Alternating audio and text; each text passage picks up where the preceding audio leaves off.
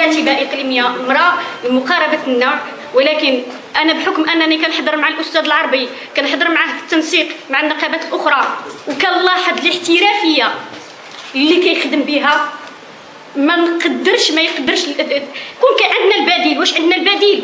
عطونا البديل، عطونا هذه الخبره. حنا هذا السيد كنتعلموا منه، كل نهار كنتعلموا منه حاجه جديده، كل نهار الاخلاق في النقابه. هذا رجع النقابه الشفافيه نتاعها، رجع الثقه المجموعه نتاع المناضلين، رجعوا للجامعه الوطنيه للتعليم بفضل الاستاذ العربي. الاستاذ العربي احترافي، عنده واحد الاحترافيه، تقنيات ما كايناش.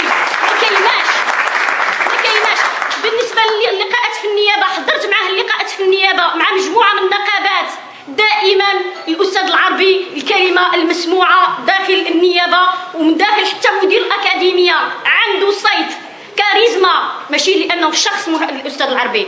حنا الاستاذ العربي عنده تكوين اللي كنستافدوا منه.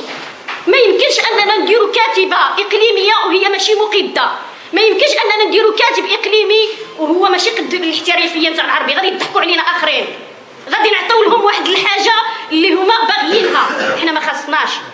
حنا هذا السيد كنتعلموا منه كل نهار حاجه جديده، كنتعلموا منه المبادئ والاخلاقيات نتاع العمل النقابي.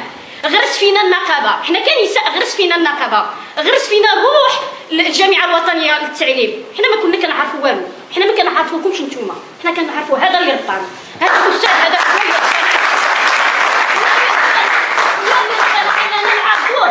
نعرفوه هو. انا شي مره كنقولوا له العربي اجي انت المكتب التنفيذي، شحال من مره قالها له الاستاذ زعير وشحال من مره قالوها الاخوان، كيحاسبوه كيقولوا له لا خاصك تكون خاصك الوجه نتاعنا تكون، لان العربي عنده اخلاقيات زايده.